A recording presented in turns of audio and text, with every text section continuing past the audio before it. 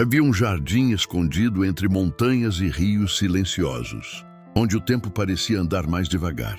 Ali, cada flor carregava um perfume que falava sobre recomeços. Nesse lugar, sob uma folha úmida e protegida da luz direta do sol, pendia um pequeno casulo, imóvel, discreto, guardando em seu interior um segredo que o mundo ainda não estava pronto para ver. Dentro dele, uma lagarta dormia em silêncio, sem imaginar que a sua própria dor se tornaria asas. Durante dias, talvez semanas, permaneceu ali, envolta em escuridão, ouvindo apenas o som distante do vento e o pulsar fraco da própria existência. O mundo lá fora florescia, mas dentro do casulo o tempo era outro. Um tempo de espera, de aperto, de transformação invisível.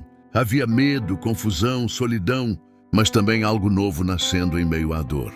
Era como se, no coração da escuridão, uma promessa sussurrasse que nada morre em vão, que todo fim é, na verdade, o prelúdio de um novo começo. Certa manhã, o casulo começou a se mover.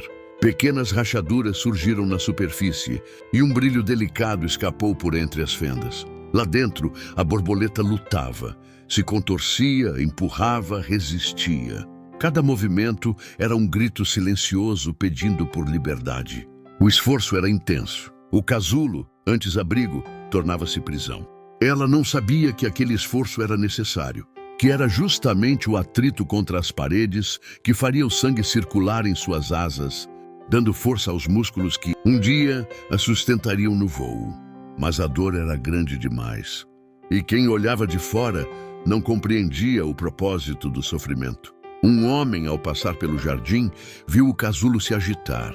Comovido com o aparente sofrimento daquela pequena criatura, decidiu intervir.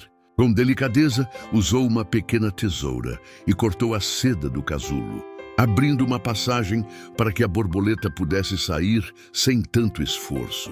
Ela saiu, ofegante, tremendo, com as asas ainda úmidas e enrugadas, tentando se equilibrar sobre a folha que a amparava. O homem sorriu, acreditando ter feito bem, acreditando que havia acelerado a liberdade dela. Mas o que ele não sabia era que, ao evitar o esforço, havia impedido o fortalecimento. As horas passaram. A borboleta tentou abrir as asas, mas elas não se sustentavam. Eram frágeis, moles, incapazes de enfrentar o vento. O corpo, leve demais, não tinha força para se erguer. O sol começou a se pôr, tingindo o jardim de dourado, e ela percebeu, embora livre do casulo, não sabia voar.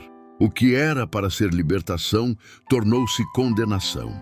O homem foi embora, sem saber o desfecho, e o jardim mergulhou novamente em silêncio. A borboleta permaneceu ali, ferida e confusa, arrastando-se pelo chão, tentando entender por que a liberdade doeu tanto, por que a ajuda a enfraqueceu, e por que algo dentro dela dizia que o sofrimento que tentou evitar era, na verdade, o que a prepararia para o futuro. As noites eram frias e a chuva, às vezes, a cobria por inteiro. Ainda assim, ela resistia. Aprendeu a se proteger sob folhas, a se esconder dos ventos, a esperar o amanhecer. Cada dia era um novo desafio, um recomeço silencioso, mas, em algum lugar dentro dela, uma força insistia em pulsar. Ela lembrava do casulo e, aos poucos, compreendia aquele silêncio escuro tinha um propósito. Era o ventre da transformação. A escuridão não era o fim, mas o lugar onde a luz aprendia a nascer. E numa manhã em que o céu parecia mais leve, a borboleta sentiu algo diferente. O sangue começou a correr novamente por suas asas. O sol tocou seu corpo com suavidade. E pela primeira vez, elas começaram a se abrir. Ainda tremiam, mas havia força nelas. O vento soprou e ela tentou, caiu. Tentou de novo. Caiu outra vez, mas não desistiu. E num momento que parecia impossível, conseguiu se erguer. Pequenos voos, baixos, hesitantes, mas voos. E a cada tentativa, as asas ganhavam firmeza. O que um dia foi dor, agora era aprendizado. O que parecia perda era lapidação. O que parecia fim era início.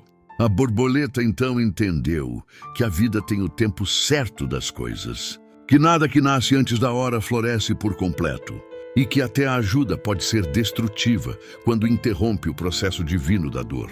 Enquanto voava sobre o jardim, olhou para o casulo partido e sorriu. Aquele pedaço de sofrimento era, na verdade, o símbolo de quem ela se tornara, a lembrança viva de que toda a dor, quando suportada com fé, se transforma em asas. E, por fim, o jardim se encheu de cor. Porque a dor que parecia a morte era, na verdade, um nascimento. E a borboleta, agora livre e inteira, voou em direção à luz, sabendo que o céu só pertence a quem aprendeu a resistir. Assim é a jornada da alma diante de Deus. Às vezes, Ele nos permite entrar em casulos escuros, silenciosos e apertados, não para nos punir, mas para nos transformar. O casulo representa aqueles momentos em que a vida parece ter parado, em que as orações não têm respostas, em que o céu parece distante e o coração cansado de esperar. É nesse lugar de silêncio e solidão que Deus trabalha em profundidade, moldando o que ninguém vê, fortalecendo o que ninguém entende e preparando o que ninguém imagina. A lagarta não compreende o motivo da escuridão, mas o Criador sabe que, sem o processo, não haveria asas. Assim também é conosco. Queremos sair do sofrimento antes da hora, fugir do aperto, cortar o casulo com as próprias mãos, ou aceitar o corte de alguém que, mesmo com boas intenções, não entende o propósito divino da dor. Mas o que parece ajuda, às vezes, é interrupção. O que parece alívio pode ser perda. O que parece libertação pode ser queda. Porque há dores que não são para nos destruir, mas para nos fazer crescer. O casulo é o altar da transformação.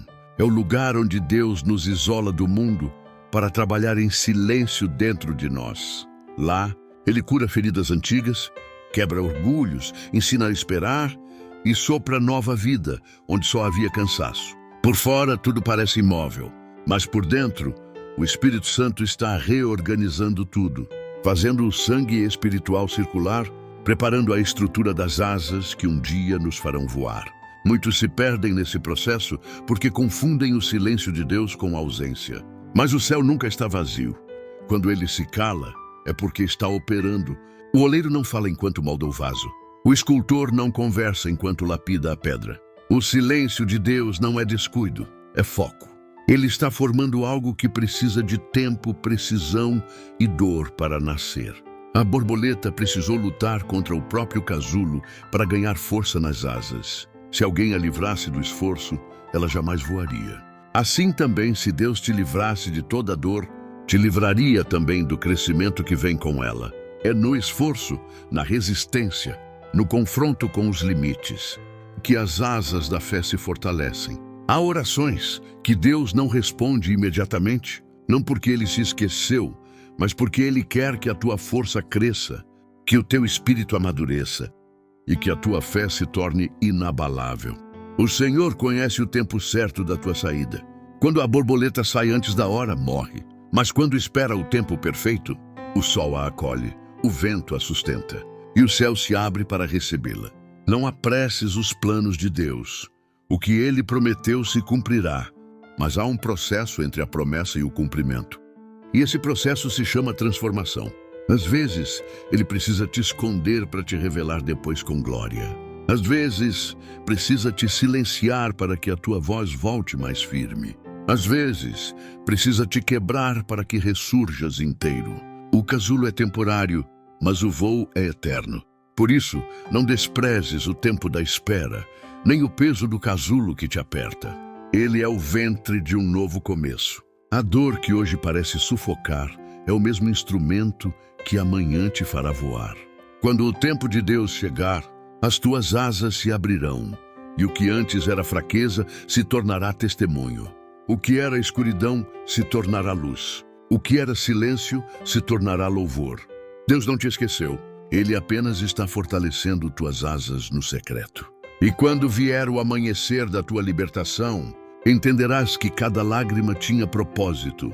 Cada demora tinha razão, e cada dor era uma semente de ressurreição. O casulo não é o fim, é apenas o disfarce do milagre. E quando enfim voares, não olharás para o passado com revolta, mas com gratidão. Porque descobrirás que o sofrimento que um dia quis evitar era justamente o que te preparava para o destino que Deus escreveu. O céu só pertence a quem aprendeu a resistir.